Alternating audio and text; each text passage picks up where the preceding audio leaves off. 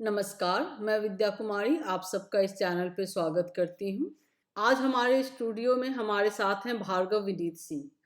भार्गव विनीत सिंह बचपन से ही खेल में काफ़ी एक्टिव रहे हैं। ये अपने स्कूल NSDAV सीतामढ़ी में टॉप एथलीट हुआ करते थे, ऑलराउंडर थे और टीचर जिस खेल में इनका सिलेक्शन कर लें ये उसी में अच्छा कर लेते थे।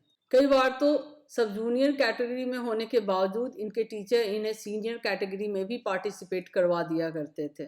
MHRT जो इनके वक्त का सबसे बड़ा स्पोर्ट्स मीट हुआ करता था स्कूल लेवल पे, इस टूर्नामेंट में अपने स्कूल के लिए पहला मेडल इन्होंने ही जीता था। आगे चलकर ये क्रिकेट में काफ़ी एक्टिव रहे।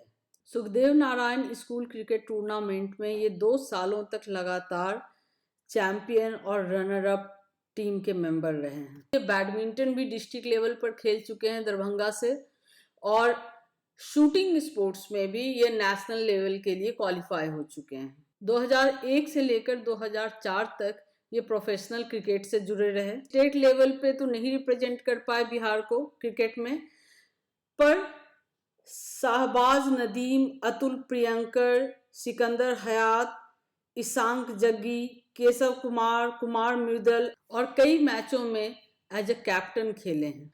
इन्होंने YMCC Patna district cricket league में भी खेला है। बिहार, झारखंड और नेपाल में कई मैचेस में मैन ऑफ द मैच और man of the series award प्राप्त किया है। 2005 में इन्होंने प्रोफेशनल क्रिकेट से ब्रेक लिया और आगे कॉलेज स्टडी के लिए चले गए, परंतु ये देहरादून और पुणे में अपने कॉलेज स्टडी के दौरान क्रिकेट खेलते ही रहे। कॉलेज स्टडी समाप्त करने के बाद 2010 में वो फिर से ट्रायल मैचेस खेले, हालांकि उनका सिलेक्शन फिर से स्टेट में नहीं हो पाया। नवंबर 2011 में एक सड़क हादसे में इनके दोनों पैर चले गए। दोनों पैर गंवाने के बावजूद आज ये बिहार क्रिकेट में जो अपना योगदान दे रहे हैं वो 2 पैर वाले भी शायद ही देने की हिम्मत रखें। आजकल ये सीतामढ़ी डिस्ट्रिक्ट क्रिकेट एसोसिएशन के प्रेसिडेंट हैं। ये बिहार क्रिकेट में उस भ्रष्टाचार के खिलाफ अपनी लड़ाई लड़ रहे हैं जहां इन्हें लगता है कि बहुत सारे क्रिकेटर्स हैं जो डिजर्व तो करते हैं लेकिन भ्रष्टाचार की वजह से उनका सिलेक्शन आगे तक नहीं हो पा रहा है। इनकी जो खेल के प्रति रुचि और उत्साह है वो कहीं धूमिल नहीं हुई है और आज भी शूटिंग गेम में पारा नेशनल में पार्टिसिपेट करने जा रहे हैं। और मेरी शुभकामना है कि ये पारा में ओलंपिक तक भारत को रिप्रेजेंट करें और कामयाबी हासिल करें। तो चलिए स्वागत करते हैं हम अपने स्टूडियो में भार्गव विनीत सिंह का, और इनसे ही जानते हैं कि किस वजह से ये बिहार क्रिकेट में आजकल चर्चा में बने हुए हैं। चर्चित तो क्रिकेट एसोसिएशन में भी मैं लड़ाई लड़ रहा हूँ। क्रिकेट एसोसिएशन में फाइट कर रहा हूँ against all the odds, against all the corruptions, against the corrupt system, against the corrupt people. I am fighting for players, for cricket, for cricketing activities, for better infrastructure.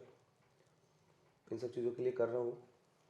कुछ बहुत सारी अच्छी चीज़ें भी होती हैं जो मोटिवेट करती हैं, और बहुत सारी बुरी चीज़ें भी होती हैं जो अग्रेसिव कर देती है, आपको गुस्सा फाइट करने पे मजबूर करती है। इसमें से एक हमारे जो अभी वर्तमान की जो बिहार क्रिकेट संघ की जो वर्तमान की समिति जो चुनकर आई थी, उनका चुनाव ही गलत हुआ था। सबसे पहले BCCI के सुपरविजन में वो चुनाव हुआ था। सब आज जो करप्शन हो रहा है सबके रूट में, अगर कोई एक चीज़ में से पूछेगा तो वो चुनाव है, जो अंतिम चुनाव हुआ था।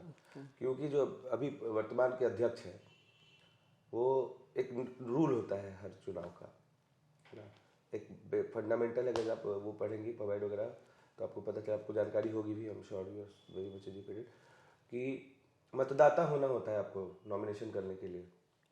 You need to be a voter. आप अगर विधायक का MP इलेक्शन या किसी का भी चुनाव लड़ते हैं, आपको पहला क्राइटेरिया यही है। तो उसी तरह चुनाव का ये बेसिक है, फंडामेंटल। तो उसी तरह क्रिकेट एसोसिएशन में भी आपको चुनाव लड़ने के लिए होना चाहिए कि आप जो जितनी लोडा कमेटी के हिसाब से 5 पोस्ट होते हैं हर जिले में, 6 मैक्सिमम, लेकिन 5 को माना जाता है। तो उस 5 में से किसी एक पद पे होने चाहिए, तभी आप बीसीए के अध्यक्ष, सचिव या ट्रेजरर या कोई भी और बाकी पोस्ट के लिए नॉमिनेशन कर सकते हैं।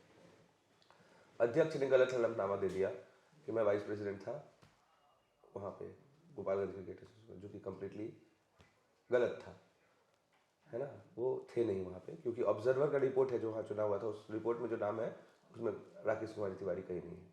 लेकिन उसके बाद भी वो चुनाव लड़े, चुनाव जीते, अध्यक्ष बन गए। आज तक ये कोर्ट में मामला चल रहा है।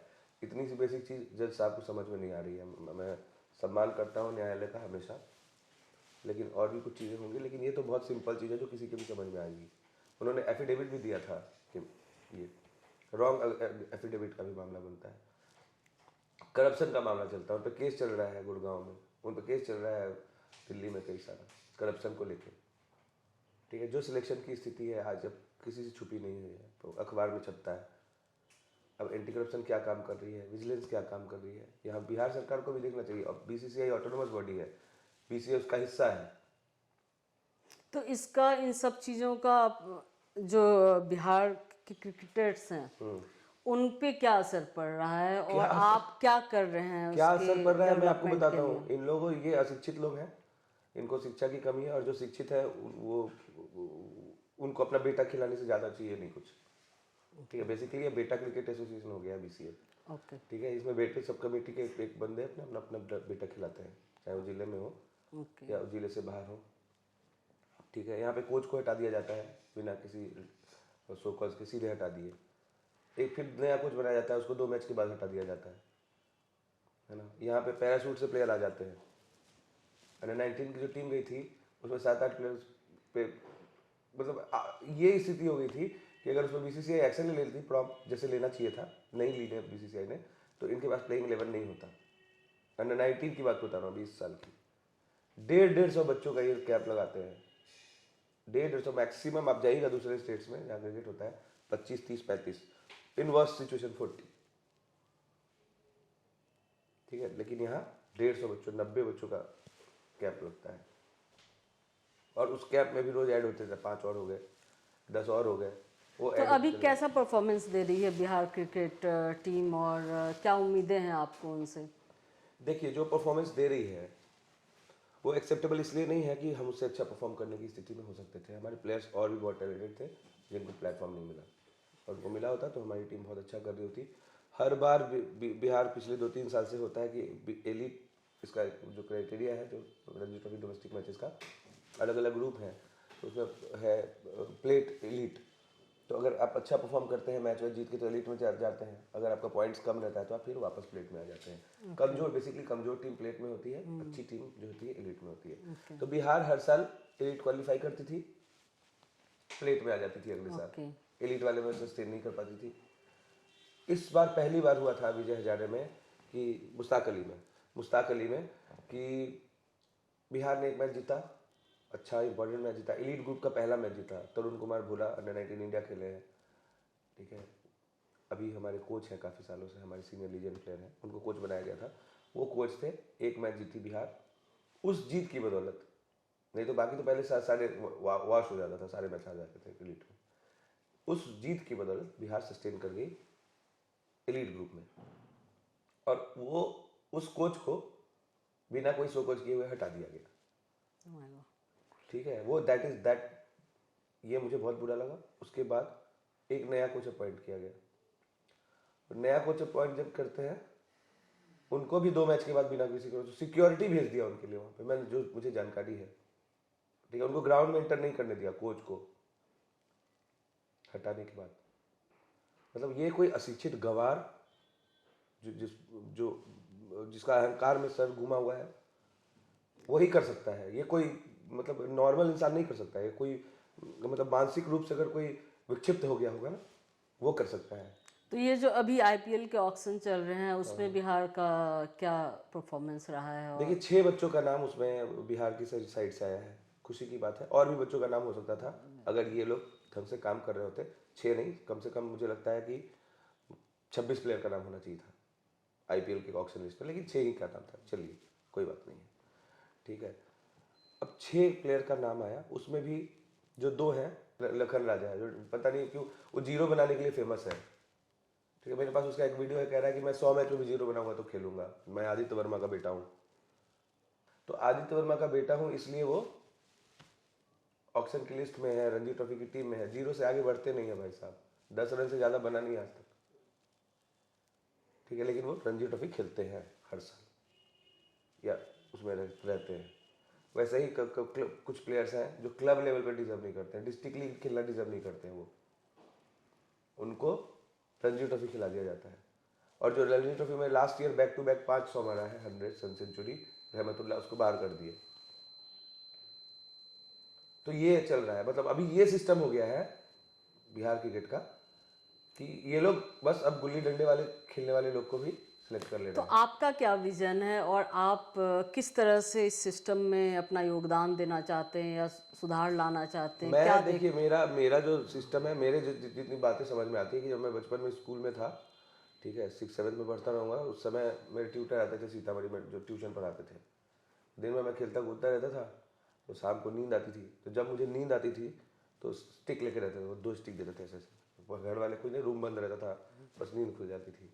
वही काम है मेरा, ठीक है, मेरी वही कोई महत्वाकांक्षा नहीं है कि मुझे अध्यक्ष बनना, ये करना। मैं जेल जाने के लिए भी तैयार हूँ, अगर ज़रूरत पड़ी तो मैं जेल भी जाऊँगा। भगत सिंह भी गए थे, महात्मा गांधी भी गए थे, मैं भी जाऊँगा। मैं उस जोन में हूँ अभी, ठीक है। और ये लोग बेशर्मियत से मतलब पार नहीं पा रहे हैं। रणजी ट्रॉफी का टीम ही अनाउंस नहीं किया, पहले टीम भेज दिया, अनाउंस नहीं किया इन्होंने, हिम्मत ही नहीं हुई, इतना करप्शन किया इन लोगों ने। रणजी ट्रॉफी की बात कर रहा हूं मैं मैडम। बहुत सारे प्लेयर, हम लोगों का सपना था कि स्टेट खेल पाते, रणजी ट्रॉफी तो बात की बात थी। लोग जिंदगी अधूरी रह जाती है लोगों की, अच्छे अच्छे प्लेयर्स की रणजी ट्रॉफी के लिए। वहाँ कौन गुल्ली डंडा खेलने वाले लोग पहुँच गए हैं रणजी ट्रॉफी खेलने। अच्छा, तो आप कैसे क्रिकेट से जुड़े और कैसे आपका इंटरेस्ट क्रिकेट क्रिकेट में मैं है? बचपन से क्रिकेट प्लेयर था, अंडर 16 से डिस्ट्रिक्ट खेला मैंने, श्यामल सिन्हा। फिर अंडर 19 खेला, अंडर 19 में हम लोग रनर अप हुए थे, हमारी टीम जो सीतामढ़ी थी। उसके बाद हेमन ट्रॉफी खेला। स्टेट टीम में भी मेरा परफॉर्मेंस जो होना चाहिए था सिलेक्शन के लिए, वो मोर देन इनफ था। हर साल मैंने, मुझे याद है कि 2001 से लेके या 2000 से लेके 2005 तक, मैं 2002 से 1 से 2005 तक सारे ट्रायल मैच खेले मैं, अंडर 16, अंडर 17, अंडर 19। वो एक मैच में बस मैं आउट हुआ हूँ, बाकी सब में मुझे कॉल बैक किया गया है, ठीक है। मैं ट्रायल मैच में कप्तान भी बना हूँ और मैं जीता भी मैच दोनों हूँ। ट्रायल मैच में जो कप्तानी की मैंने रन बनाया, मैं मैच भी जीता, उसके बाद भी मैं स्टैंड बाई में रह गया। हाँ लेकिन वो एक व्यवस्था थी कि उस समय बिहार और झारखंड स्टेट की में डिस्प्यूट था, बिहार स्टेट अलग हो गया था, झारखंड स्टेट क्रिकेट वहाँ था, है ना, यहाँ से हम लोग जाते थे। उस समय भी ये लोग इतने, मतलब यहाँ जो कमेटी चला रहे थे उस समय रिकमेंडेशंस वगैरह चलते थे मेरे, ठीक है। मेरा सिलेक्शन नहीं हो पाया, मैं नहीं स्टेट खेल पाया, लेकिन ऐसा नहीं है कि जो खेले वो खराब प्लेयर थे, वो अच्छे थे, वो अच्छे प्लेयर्स थे, तो इसलिए मुझे इतना दुख नहीं होता। एक्चुअली ठीक है, मेरी डेस्टिनी थी, सबकी अपनी अपनी लाइफ है, नहीं हो पाया, मेरा नहीं था स्टार स्टेट खेलने का। लेकिन आज जो हो रहा है ना, वो एक्सेप्टेबल नहीं है, किसी भी स्थिति में एक्सेप्टेबल नहीं है। और लोग अपना जमीर बेच दिए हैं। तो आपका क्रिकेट एसोसिएशन में क्या रोल है? आप मैं डिस्ट्रिक्ट क्रिकेट एसोसिएशन में प्रेसिडेंट हूँ आज भी, सीतामढ़ी में। वो भी तिवारी जी आए तो एक कमेटी जो नियम कानून के पड़े हैं, एक कमेटी बना के हम लोग को डिफंक कर दिया, उसके अगेंस्ट में मेरा मामला चल रहा है लोकपाल में। लेकिन आज भी मैं प्रेसिडेंट हूँ सीतामढ़ी क्रिकेट एसोसिएशन का। हालांकि हमने प्रयास किया है कि वहाँ का डिस्प्यूट खत्म हो जाए, जो दूसरी कमेटी है हम लोग मिलजुल के, क्योंकि हर्डल्स नहीं चाहता हूँ मैं, हर्डल्स नहीं। आप लोग आइए, आपको पोस्ट का, मुझे पोस्ट भी नहीं चाहिए, ठीक है, आप लोगों को पोस्ट, लेकिन एक व्यवस्था चाहिए जिसमें हमारे प्लेयर्स, हमारे अच्छे प्लेयर्स हैं सीतामढ़ी के। चूंकि मैं सीतामढ़ी का एडमिनिस्ट्रेटर हूँ, इसलिए मैं सीतामढ़ी के लिए बात करता हूँ। स्टेट में अगर मैं बीसीए का प्रेसिडेंट होता तो बीसीसीआई की इतनी हिम्मत नहीं होती कि आशुतोष समन जैसे प्लेयर को ऑक्शन लिस्ट में नहीं रखते, ठीक है। ये तरीका नहीं होता है कि अगर मैं रिकमेंड कर रहा हूँ तभी वो अच्छा प्लेयर होगा, अगर स्टेट रिकमेंड करेगा तभी वो, उसका परफॉर्मेंस आपको दिख नहीं रहा है बीसीसीआई को? बिल्कुल, वो तो परफॉर्मेंस हाँ? ये करप्शन कर रहा है, इसकी 50 मेल जाते हैं, बीसीसीआई एक्शन नहीं लेती है। परिवारवाद तो वहां भी चल रहा है, परिवारवाद ही चल रहा है, तभी तो ये हो रहा है ना कि लोढा कमेटी के रिकमेंडेशन के हिसाब से उनका टर्म ओवर हो चुका है, न्यायालय में मैटर पेंडिंग है, तो सौरभ गांगुली भी सस्टेन कर रहे हैं, वो भी सस्टेन कर रहे हैं। तो करप्शन सिर्फ यही थोड़ी है, जब ऊपर से ही उनको बढ़ावा मिल रहा है तो नीचे तो ये तो करेंगे। अशिक्षित आदमी है, 4 लाइन हिंदी इंग्लिश नहीं लिखनी आती है, इंग्लिश छोड़ दीजिए, हिंदी नहीं लिख सकते हैं, इनको बेसिक जो अंडरस्टैंडिंग होती है वो इनके पास नहीं है। तो आपको क्या लगता है कि आगे जो आपके प्लेयर्स हैं, जो 6 प्लेयर्स आपने बताए, उनमें से क्या उम्मीद है आपको कि क्या रिस्पॉन्स मिलेगा? कल तो ऑक्शन का सेकेंड डे था, ऑक्शन खत्म हो गया।